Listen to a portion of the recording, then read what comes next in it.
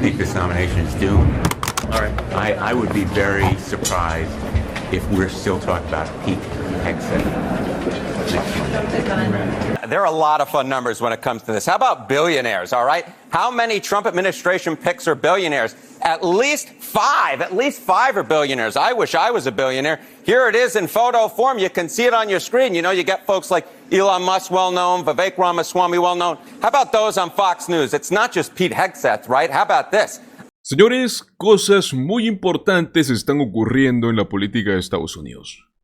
Recientemente, un senador ha lanzado una bomba inesperada sobre Donald Trump, sobre su círculo de amigos, y créanme que esto, si es que se confirma, podría cambiarlo todo.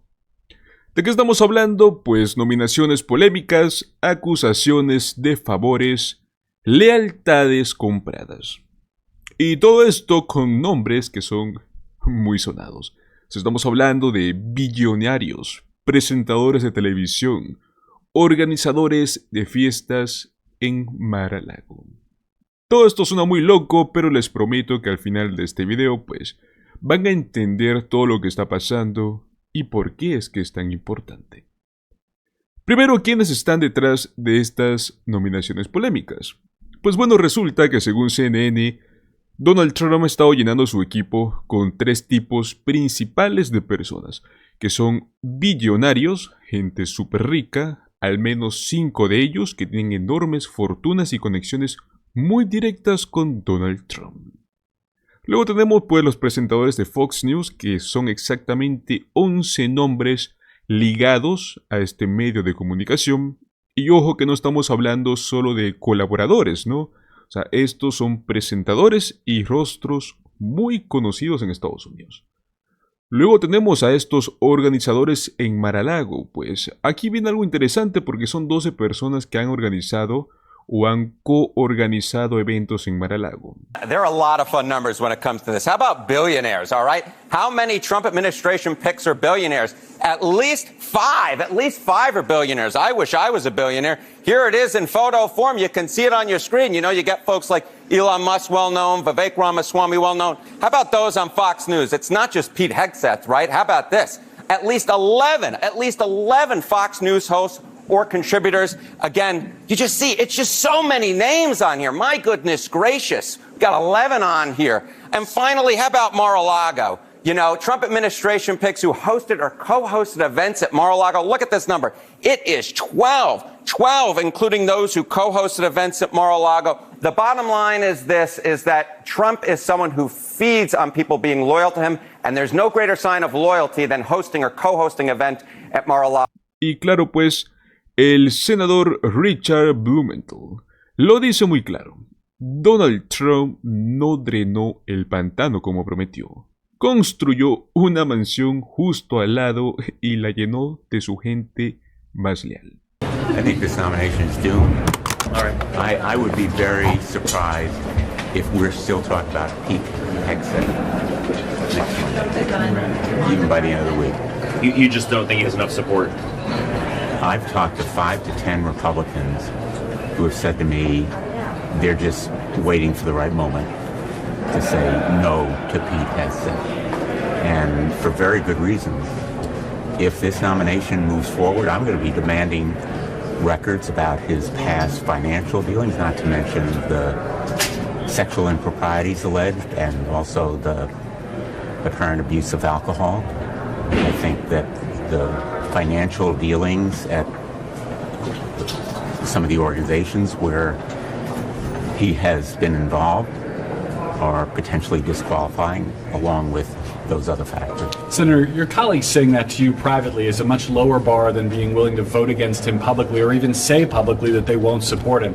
Why do you think so few Republicans, none by my count, have been willing to come out and say they will definitively not support this nominee? Nobody wants to defy Donald Trump if you're a Republican. Mm-hmm. The power of the presidency, not to mention this president-elect and what the retribution might be, I think is pretty daunting. And so I think Republicans are reluctant to step forward and be the first one.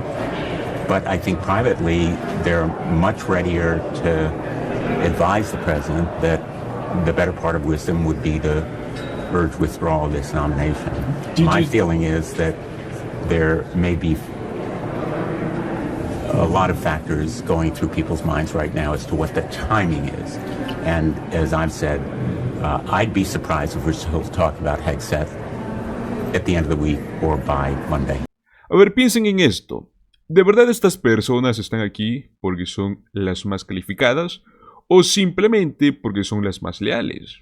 Hay quienes dicen que es como un club exclusivo donde la entrada que debes de pagar es lealtad, dinero o conexiones mediáticas.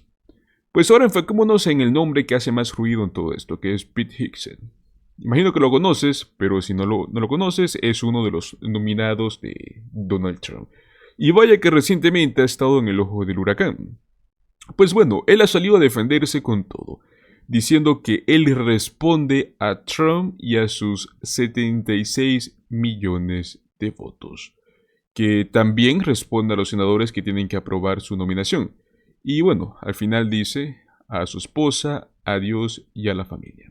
And I'm proud of what I fought for. I'm not going to back down from them one bit. I will answer all of these senators' questions, but this will not be a process tried in the media. I don't answer to anyone in this group. None of you. Not to that camera at all. I answer to President Trump, who received 76 million votes on behalf and a mandate for change. I answer to the 100 senators who are part of this process and those in the committee. And I answer to my Lord and Savior and my wife and my family. I'm proud to be here. And as long as Donald Trump wants me in this fight, I'm going to be standing right here in this fight, fighting to bring our Pentagon back to what it needs to be. O sea, Pete tiene confianza en sí mismo, eso no lo podemos negar. Pero aquí viene lo complicado, pues el senador Blumenthal ha dicho que Pete Hegseth no tiene muchas posibilidades de salir adelante, porque hay demasiados peros en su historial. Entre las razones por las cuales quieren rechazarlo son estas. Problemas financieros. Parece que no todo está muy claro en sus registros. Conductas inapropiadas. Hay muchas acusaciones de mala conducta, aunque aún no han salido todos los detalles. Problemas con el alcohol. Según el senador, este es otro tema delicado. Pero bueno, la parte interesante está aquí. Dice que ya ha hablado con al menos 10 senadores republicanos y todos quieren rechazarlo, aunque lógicamente ninguno se atreva a decirlo en público. ¿Por qué? Seamos honestos, desafiar a Trump en este momento no es algo que muchos republicanos quieren hacer. O sea, hay un miedo real a las represalias políticas y eso ya habla mucho del poder que Donald Trump aún tiene. Pero bueno, hay mucho más. Una vez que Pete Hegseth quede afuera, todos los ojos saltarán a otro nombre, que es Kash Patel, muy conocido por ser parte del círculo más cercano de Trump, pero lo que más llama la atención es que nunca ha trabajado en el FBI, y aún así lo han nominado para dirigirlo. ¿Qué hace mientras tanto? Pues aparece constantemente en eventos, podcasts como el de Steve Bannon, donde comparte teorías que, digamos que son muy creativas. Alguna de las cosas más locas que ha dicho es que China financió parte de la campaña de Biden, que el sistema electoral está amañado para beneficiar a ciertos candidatos y que existe un complot global para destruir a Estados Unidos desde adentro. The only good thing about being in the swamp is you get to sit in the dojo that Steve Bannon built. And that's where I'm operating right now in my Trumpomania t-shirt because that's what it's all about. That is Kash Patel. That's the man Donald Trump nominated to run the FBI. He's never worked for the FBI, but he does host Steve Bannon's War Room podcast a lot, where he loves to share conspiracy theories. The Chinese, the CCP, helped fund portions of the Biden campaign. Get the sergeant at arms to go out and arrest Merrick Garland. They want everything in every way to rig this system, just like the censorship regime. We're going back to Wuhan, we're going back to COVID origins, and we're going back to another form of a mega virus that can take out China's enemies. They're in on it with the mainstream media, the Biden-Harris Waltz campaign, and of course the FBI. These folks are mostly made of podcasts at this point, and from the little I've heard, what he's been saying is pretty out there. O sea, ese es el tipo de persona que queremos en una posición de poder como el FBI? Esa es la gran pregunta. Entonces, ¿qué nos dice todo esto? Que la política de la lealtad sigue siendo el centro del círculo de Donald Trump. Prácticamente si eres rico, famoso o leal, parece que tienes un pase directo al equipo. ¿Qué consecuencias graves tendrá todo esto? ¿Qué va a pasar con la gente realmente calificada? ¿Qué pasa con la independencia de las instituciones? ¿Cómo afecta todo esto en la confianza del público en el gobierno? O sea, no importa de qué lado estés políticamente, si eres republicano o demócrata. Yo creo que todos deberían estar preocupados por cómo es que se están tomando estas decisiones. ¿Realmente quieren estos líderes por ser simplemente amigos o leales a una sola persona? Señores, desde Pete Hegseth hasta Kash Patel, nominaciones que nos dejan mucho que pensar. Pero quiero que me vayas dejando tu opinión mientras desarrollamos las noticias. ¿Crees que estas personas deberían ocupar estos cargos? ¿O creen que necesitan más independencia en cómo se eligen los líderes? Vayan colocándome sus comentarios para que sigamos desarrollando las noticias. Pues perfecto, señores, ahora quiero hablar de algo que ha estado en boca de muchos en estas últimas semanas. Y se trata pues del escándalo del United Healthcare. Al parecer algo nuevo acaba de salir a la luz. Vamos a empezar por los números porque estos son realmente impactantes, ¿ok? De acuerdo con un informe del New York Times, entre el año 2020 y 2022, United Healthcare duplicó su tasa de negaciones de cobertura médica. Así es, la duplicó. En el año 2020 denegaron el 10,9% de las solicitudes para cuidados post-agudos, o sea, es decir, esos tratamientos que los pacientes necesitan después de sufrir accidentes, derrames cerebrales o caídas muy graves. Bueno, para el año 2022 esa cifra subió al 22,7%. Ahora, ¿qué significa todo esto en la vida real? Pues que más de 1 de cada 5 no ha recibido el tratamiento que necesita para recuperarse. Y bueno, ¿cuál es el resultado? Más sufrimiento, más gastos médicos y en muchos casos, vidas en peligro. Por supuesto, mientras más gente sufría por estas negaciones, United Healthcare estaba registrando ganancias récord. En el año 2022, la empresa reportó casi unos 281,000 millones de dólares en ingresos. ¿Coincidencia? No lo creo. Pero bueno, quiero llevar el caso que mejor resume toda esta problemática, ¿no? Hay un caso que actualmente en internet está muy viral y es de un estudiante llamado Chris, un universitario, cuando le diagnosticaron colitis ulcerosa, una enfermedad que es autoinmune, que puede ser devastadora si es que no se trata adecuadamente. Bueno, pues después de años buscando un medicamento que funcionara, finalmente encontró uno que sí controlaba su condición. Pero justo cuando las cosas parecían mejor, United Healthcare le negó la cobertura, alegando que el medicamento no era médicamente necesario. Ahora bien, pongamos un momento nuestras vidas en los zapatos de Chris. Este era un tratamiento que, según los médicos, era esencial para su supervivencia. O sea, en sus propias palabras, había fallado con todos los medicamentos anteriores y este era el único que funcionaba. Literalmente era la definición del medicamento necesario. Bueno, lo peor de todo esto es que mientras él enfrentaba cuentas médicas de casi 2 millones de dólares, empleados del United Healthcare se estaban prácticamente riendo de la situación. Hay una grabación interna que se oye a los empleados burlándose de las negaciones de esta cobertura. He states that it's not medically necessary treatment.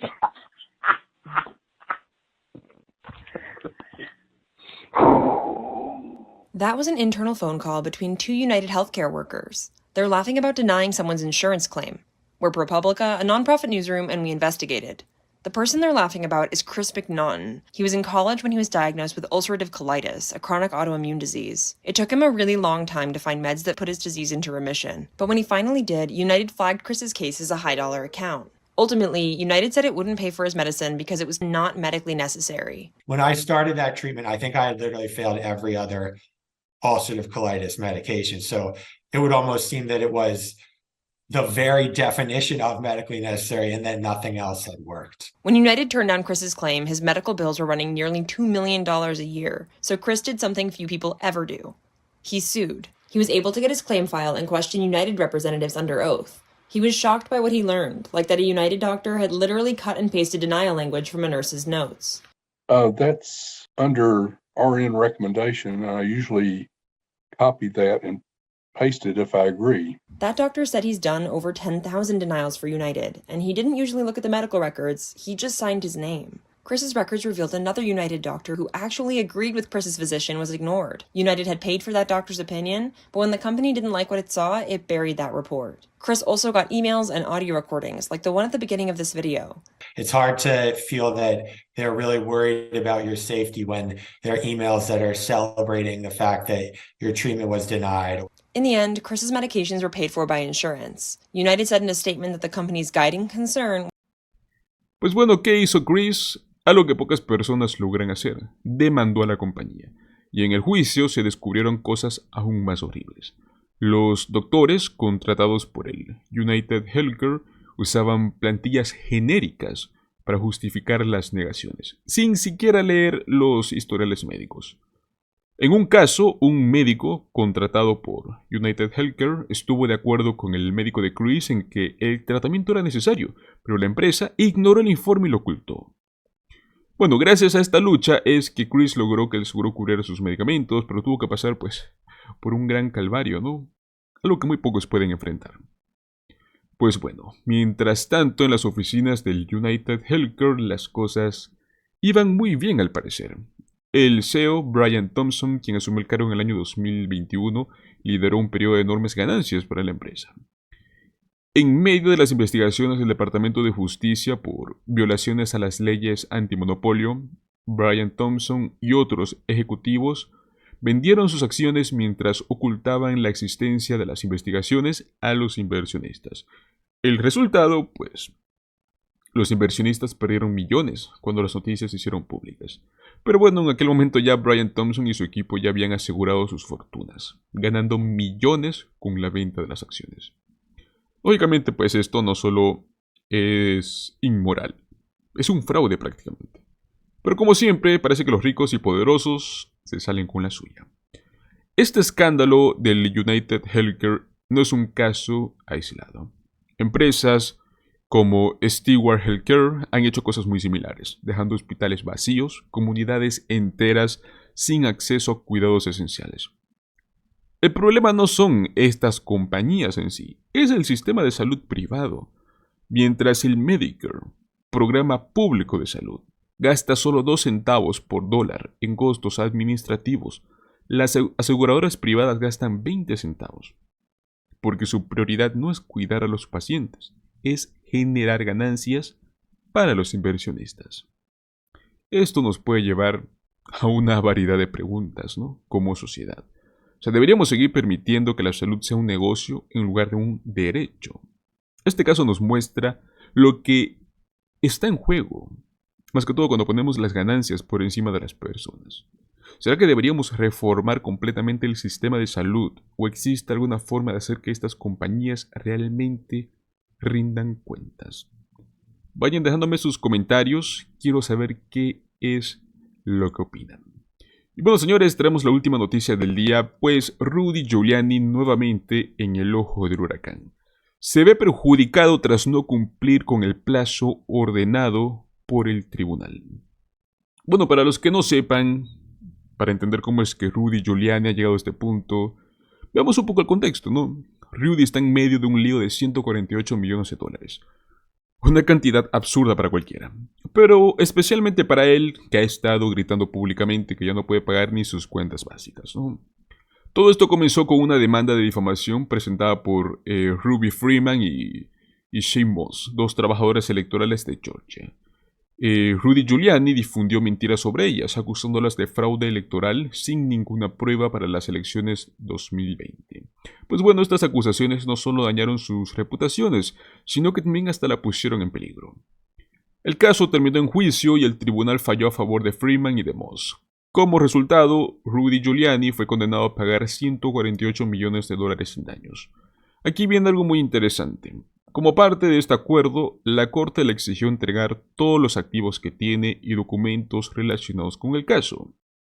¿Cuál es el problema? Pues según los abogados de Freeman y de Moss, Giuliani no ha cumplido el 100%. Admitieron que han entregado solo el 90% de lo requerido, lo cual en términos legales es lo mismo que no cumplir. La Corte fue muy clara, todo o nada. Pasemos al capítulo más reciente de este drama legal. La Corte le dio a Giuliani un ultimátum. Responde a la moción de desacato antes del 2 de diciembre. ¿Qué hizo Rudy? Nada. Así es, amigos, ni siquiera presentó una respuesta. Los abogados de Freeman y de Moss no perdieron el tiempo y de este modo pues enviaron una carta al juez Barry Howell diciendo algo como esto. Señoría, Rudy Giuliani sabía perfectamente de esta moción y de la fecha límite. Por lo tanto, esto debería considerarse como un consentimiento táctico y que está en desacato. Aquí está la clave. El juez ya había advertido anteriormente que si Giuliani no respondía, eso sería interpretado como una aceptación de culpa. Así que al ignorar la fecha límite, pues básicamente Rudy Giuliani se condenó a sí mismo. Ahora aquí las cosas se ponen más surrealistas. ¿Cómo es que está justificando Giuliani este completo desastre? Aparentemente está usando la excusa de que no tiene abogados reales. Según su equipo legal, ellos no son exactamente sus verdaderos abogados, sino que más bien son amigos que están ayudándolo a salir del paso. ¿Esto funciona como defensa? Técnicamente es posible argumentar que no puede defenderse adecuadamente sin representación legal formal. Sin embargo, pues el juez no parece tener mucha paciencia para estas tácticas. Recordemos que en una audiencia anterior Giuliani literalmente gritó «No puedo pagar mis cuentas». El juez respondió algo como «Pues bueno, Rudy, tú fuiste abogado y fiscal, sabes perfectamente cómo funciona la ley. No hay excusa para ignorar las órdenes de la corte». Bueno, con eso pues queda claro que la táctica de «no tengo abogados reales» no lo va a salvar. La próxima gran fecha de este caso va a ser el próximo 12 de diciembre, cuando se llevará a cabo una audiencia para determinar las sanciones por el desacato de Giuliani. ¿Qué podría pasar? Bueno, pues Freeman y Moss están pidiendo sanciones severas, que incluyen la confiscación inmediata de los bienes de Giuliani. Esto no solo sería devastador financieramente, sino que también sería un golpe final a su reputación pública, ¿no? La cual ya está muy dañada. Además, esta audiencia podría marcar el inicio de un proceso aún más complejo si es que Rudy Giuliani sigue resistiéndose a cumplir con las órdenes de la corte. Algunos expertos legales han señalado que este tipo de comportamiento lo único que hace es prolongar lo inevitable, y esto podría empeorar las cosas para él. Ahí lo tienen, amigos. Rudy Giuliani, un hombre que una vez fue elogiado como el alcalde de los Estados Unidos, ahora se encuentra atrapado en un drama legal que parece no tener fin. ¿Será que este es el fin completo de su carrera? Bueno, de su carrera pública ya lo es. ¿O veremos más tácticas desesperadas para evitar enfrentar estas consecuencias de sus acciones? Déjenme saberlo en los comentarios. ¿Qué creen ustedes que debería pasarle a Giuliani? ¿Merece las sanciones o creen que aún tiene forma de redimirse? Amigos, hemos llegado hasta el final de este video y antes de irse recuerden darle un like si les gustó, compártanlo con sus amigos, suscríbanse al canal para no perderse de ninguna de nuestras actualizaciones. Nos vemos en el próximo video. Hasta luego.